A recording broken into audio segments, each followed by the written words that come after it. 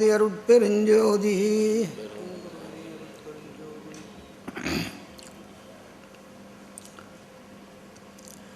சைவ வரலாற்றிலே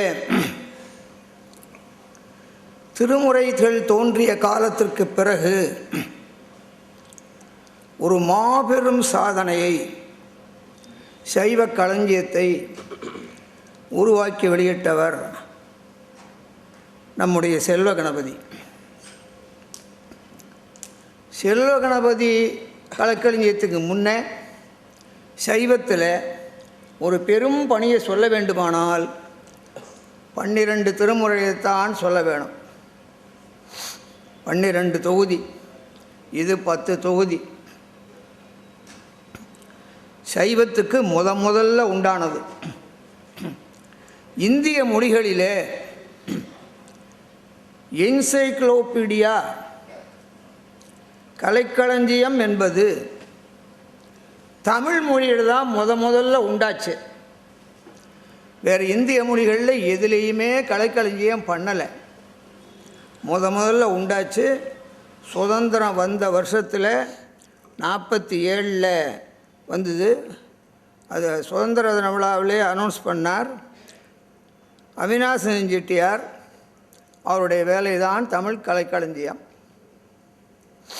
அதுக்கப்புறம் ரீப்ரிண்ட்டே அதுக்கு கிடையாது.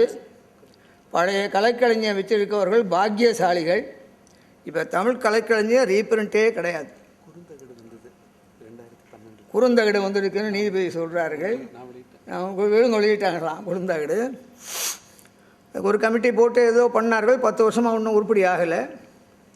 வாழ்வியல் களஞ்சியம்னு சொல்லி தமிழ் பல்கலைக்கழகத்தில் என்கிட்ட ஒரு 13 வால்யம் இருக்குது. அதுக்கப்புறம் ஒரு 4-5 வால்யம் வந்திருக்கலாம். அவர்கள்லாம் செய்தார்கள். இந்திய மொழிகளில் தமிழ் மொழி தான் கலைக்களஞ்சியத்தை கண்டது. இந்திய சமயங்களில் சைவந்தான் கலைக்களஞ்சியத்தை கண்டது. மற்ற மொழிகளுக்கெல்லாம், வைணவத்துக்கு, வேதாந்தத்துக்கு, பௌத்தத்துக்கு, சமணத்துக்கு இந்திய மொழிகள்னு சொல்லியிருக்கேன். அதனால் நான் கிறிஸ்தவ இஸ்லாமியெல்லாம் சேர்க்கலை. அதுகளுக்கு கூட இல்லை. உலகத்திலேயே எந்த மதத்துக்கும் இவ்வளவு பெரிய கலைக்களஞ்சியம் அங்கங்கே உண்டாகலை. சைவத்துக்கு தான் தமிழ்நாட்டில் தான், இந்தியாவிலேயே தமிழ் மொழி தான், தமிழ் நாடு தான் இந்த மாதிரி புதிய விஷயங்களுக்கெல்லாம் முன்னோடி. 1928 திருப்பனந்தாள் காசி மடத்தில் இந்த 1000 ரூபாய் பரிசை நிறுவுகிற காலத்திலேயே ஒரு பெரிய பட்டியல் கொடுத்து 150 ஏக்கர் நஞ்ச நிலத்தை எழுதி வச்சு அண்ணாமலை யூனிவர்சிட்டியில் ஒரு தமிழ் நூலுக்காக ஒரு என்டோமெண்ட்டை ஏற்படுத்தினார்கள். திருப்பனந்தாள் மடத்தில், சைவ மடங்களில் யூனிவர்சிட்டியில் என்டோமெண்ட் நடத்தின ஒரே மடம் திருப்பனந்தாள் மடம் தான். அது தமிழுக்கு தான். மற்றவங்களுக்கெல்லாம் அந்த புத்தி போகலை. ஏன்னா அந்த மடாதிபதி தான் காசியில் கங்கைக்கரை வரைக்கும் போனவர். எங்களுக்கெல்லாம் காவேரி கரையோடு சரி. இந்தியாவினுடைய அகண்ட பாரதத்தை பார்த்தது குமரகுருபரர் தான். அந்த மடத்தில் என்டோமெண்ட் வச்சார்கள். 1000 ரூபாய் தமிழ் பரிசுன்னு வச்சார்கள். அதில் 65 முதல் பரிசு பெற்ற மாணாக்கர், ஸ்டேட் ஃபஸ்ட்டு புலவரில் நம்ம செல்வ கணபதி. அந்த காலத்தில் 1000 ரூபாங்கிறது இப்போ 1,00,000 ரூபாய்க்கு மேலே.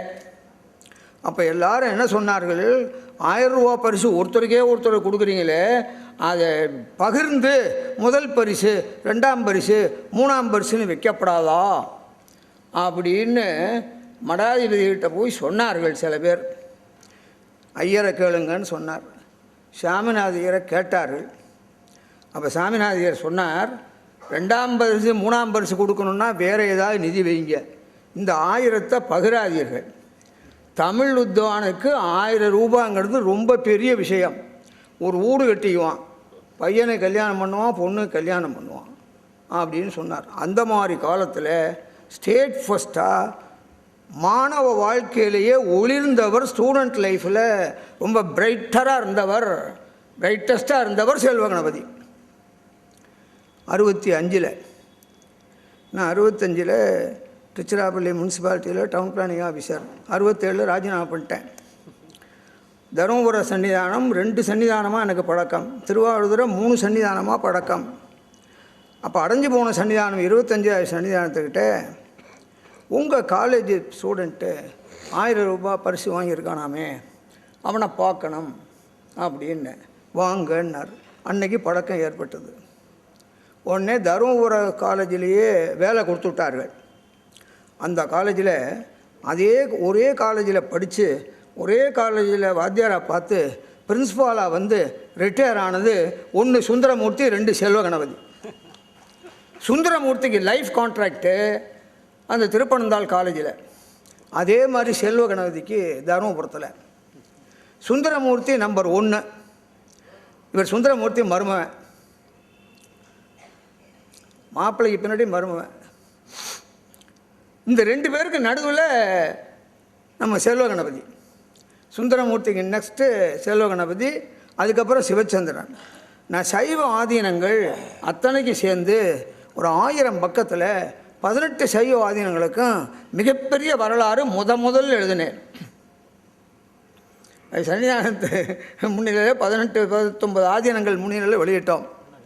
அதில் பிற்சேர்க்கையில் பின்னிணைப்பில் நம்முடைய காலத்தில் விளங்கும் சைவ தமிழ் அறிஞர்கள், நம்முடைய காலத்தில் விளங்கும் சைவ ஓதுவா மூர்த்திகள் அப்படின்னு 2 சாப்டர் சேர்த்தேன். அதில் முதல்ல சுந்தரமூர்த்தி, 2வது செல்வ கணபதி, 3வது நம்ம சிவச்சந்திரன். இந்த 3 பேரும் இருக்கிறேன். ஓதுவா மூர்த்திகளில் தருமபுர சாமிநாதனில் தொடங்கி நம்ம மயிலாப்பூர் பாடின சர்க்குருநாதன் வரைக்கும் கொண்டு வந்திருக்கிறேன். அதனால் இந்த சைவ களஞ்சியம் இவரை போல யாரும் செய்யாது. வீரமாமுனிவர் தான் முதல்ல தமிழுக்கு அகராதி எழுதினவர். அதுக்கு முந்தி நிகண்டெல்லாம் இந்த காலத்தில் நீங்கள் படிக்கவே மாட்டீங்க. நிகண்டு படிக்கிறதே பூரிச்சு, நிகண்டுங்கிறது அவ்வளோ செய்யுளாக இருக்கும். வசனத்தில் இப்போ டிக்ஷனரின்னு சொல்கிறோமே, அகராதின்னு சொல்கிறோமே, முதல்ல சிங்கிள் மேனாக வீரமாமுனிவர் சகராதி பண்ணார். 1911 சிங்காரவேலு மூலியார் அபிதான சிந்தாமணின்னு ஒன்று பண்ணார். அபிதான சிந்தாமணி அதுதான் கிட்டத்தட்ட அகராதிக்கு விட கொஞ்சம் பெருசு, கலக்கியத்தை விட கொஞ்சம் சின்னது. தனிநபர் முயற்சி சிங்காரவேலு மூலியார். இந்த வீரமாமுனிவரும் சிங்காரவேலு மூலியாரும் சேர்ந்து ஒருத்தராக வந்தால் எப்படி இருப்பார்னா நம்ம செல்வகணபதி போல இருப்பார். இவ்வளவு பெரிய வேலையை செய்தார், யாரும் செய்யலை. அவ்வளோ பெரிய வேலையை அவர் செய்திருக்கிறார். அவரோடு எனக்கு நெருங்கிய பழக்கம் உண்டு. 2 பேர் அவரை அவ்வப்போது இடித்து உரைப்பவர்கள். ஒரு 50% பாராட்டி பேசணுன்னா 50% ஏதாவது இடிச்சுக்கிட்டே இருப்போம்.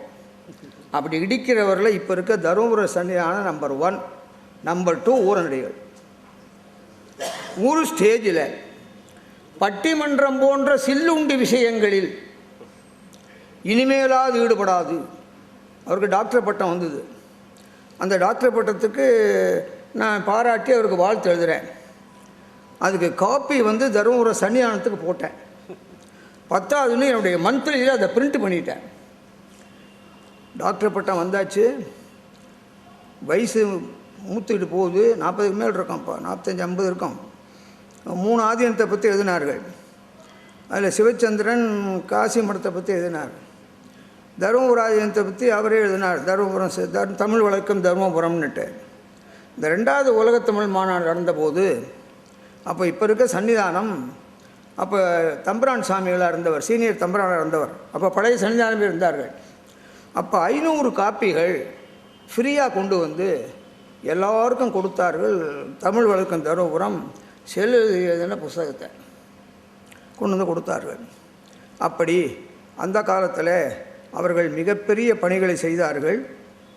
அவருடைய பணியெல்லாம் நினைக்கிற போது நான் சொல்லினேன், அப்போ இனியாவது பட்டிமன்றம் போன்ற சில்லுண்டி விஷயங்களில் ஈடுபடுவதை குறைத்து கொண்டு தனிச்சொற்பொழிவு, ஆராய்ச்சி முதலியவற்றில் போக வேணும் அப்படின்னு சொல்லிவிட்டு உதாரணமாக காமிச்சேன். தண்டபாணி தேசிகர், அந்த தர்மபுராதீன புலவர், அருணை வடிவேலு முதலியார், வெள்ளை வாரணம், அவர்களுடைய ரூட்டில் போகணும் அப்படின்னு சொல்லி கண்டித்து எழுதி சன்னிதானத்துக்கு காப்பி போட்டு என்னுடைய மந்த்லிலையும் பிரிண்ட் பண்ணி அனுப்பிட்டேன். அதை பார்த்துட்டு சன்னிதானம், ஏய் செல்வகணதி வா, அடியார் என்ன இருக்கார் பார்த்தியா அப்படின்னார். அடுத்த மாதம் நான் தர்மபுராயத்துக்கு போயிருக்கும்போது நீங்கள் போட்ட வாழ்த்தை நானே கூப்பிட்டு கேட்டுவிட்டேன் அப்படின்னார்.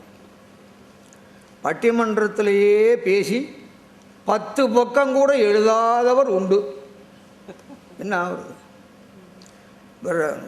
செல்வகணதனுடைய தம்பி பேர் என்ன, ராஜ இளங்கோ சொன்னார், 2 பேர்கிட்டருந்து பேச கற்றுக்கிட்டதா சொன்னார். அப்போ நடராஜன்கிட்டேருந்து சத்யசேனங்கிட்டேருந்து. இந்த 2 பேரும் செல்வகணத்திட்டேருந்து எழுத கற்றுக்கல. இந்த 2 பேரும் ஒன்றும் எழுதாதவங்க. சத்யசீலம் புஸ்தகம் ஏதாவது காமிங்க, நடராஜன் புஸ்தகம் ஏதாவது பெருசாக காமிங்க. நடராஜன் அப்பாவே எழுதி விட்டார், பையன் எழுத வேண்டிய அவசியம். இப்போ அருள் தான் இப்போ ஏதோ எழுதியிருக்கானா, சின்ன புஸ்தகமாக ஏதோ அயல்மொழி சொற்கள்னு எதோ எழுதியிருக்கிறான் அப்படின்னு சொன்னார்கள். அது மாதிரி எழுதுறதுக்குன்னே சில பேர் வந்தார்கள், பேசுகிறதுக்குன்னே சில பேர் வந்தார்கள். எழுத்து பேச்சிலையும் ஷைன் பண்ணுறவங்க ரொம்ப குறைவு. தமிழில் பெரிய ஆளாக இருப்பார்கள், தமிழில் மிகப்பெரியவர்களாக இருப்பார்கள். சமயம்னா என்னன்னு தெரியாது. 12 திருமுறையும் சொல்லுன்னா வரிசையாக சொல்ல வராது. திருமுறை 12மே சொல்ல வரலன்னா சாஸ்திரம் 14 சொல்ல வருமா? வராது. எங்கள் உலகம் சங்க இலக்கியம் அதோடு சரி, மொழி இலக்கியத்தோடு சரி. சமய இலக்கியங்கள் எங்களுக்கு பகை இல்லை, ஆனால் எங்கள் களம் வேற அப்படின்னு சொல்லி பல கூட்டங்களிலிருந்து ஒதுங்கிக்கிட்டவர் மூவா.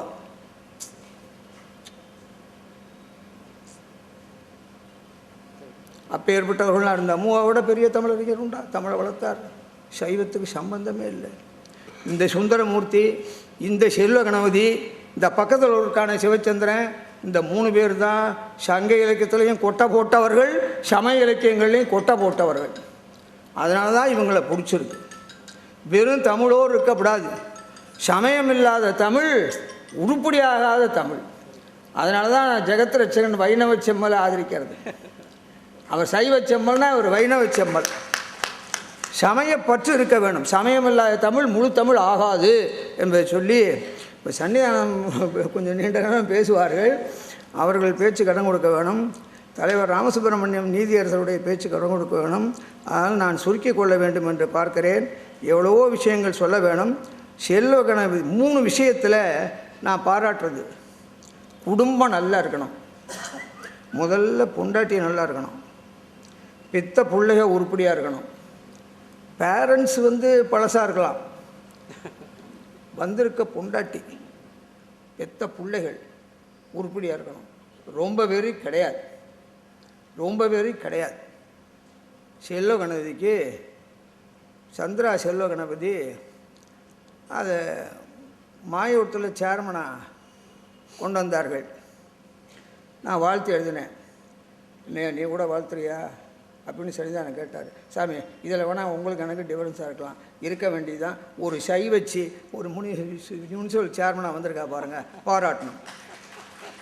ஒரு சை வச்சு, அதுவும் பண்டிதர், புருஷனும் பண்டிதர், பொண்டாட்டியும் பண்டிதர், இவர்களும் தமிழாசிரியை. எனக்கு ரொம்ப சந்தோஷமாக இருக்குது. என் அக்கா தங்கச்சி எங்கள் குடும்பத்தில் ஒரு பொண்ணு சேர்மனாக வந்த மாதிரி இருக்குதுன்னு நான் ரொம்ப மகிழ்ச்சி அடைஞ்சேன்.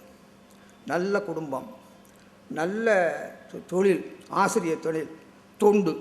குடும்பம் அமைஞ்சால் உத்தியோகம் அமையாது, உத்தியோகம் அமைஞ்சால் தொண்டு அமையாது. தொண்டில் சிறப்பாக இருப்பார்கள். நல்ல தொழில் அல்லது உத்தியோகம் அமையாது. 2 இருந்தால் குடும்பம் அமையாது. குடும்பம், தொழில், தொண்டுகள், இந்த 3ம் நன்றாக அமைந்தது பெரிய ஆள்களில் நமது அருட்செல்வர் மகாலிங்கம். அருமையான குடும்பம், அருமையான தொழில்கள், அருமையான தொண்டுகள். நம்ம ஜெகத் ரட்சகனா அப்படி தான். குடும்ப செல்வம், தொழில் செல்வம், தொண்டு செல்வம். அதே மாதிரி நம்முடைய செல்வகணவனுடைய குடும்பம் நல்ல குடும்பம், நல்ல பணி, நல்ல தொண்டு, அருமையான தொண்டு.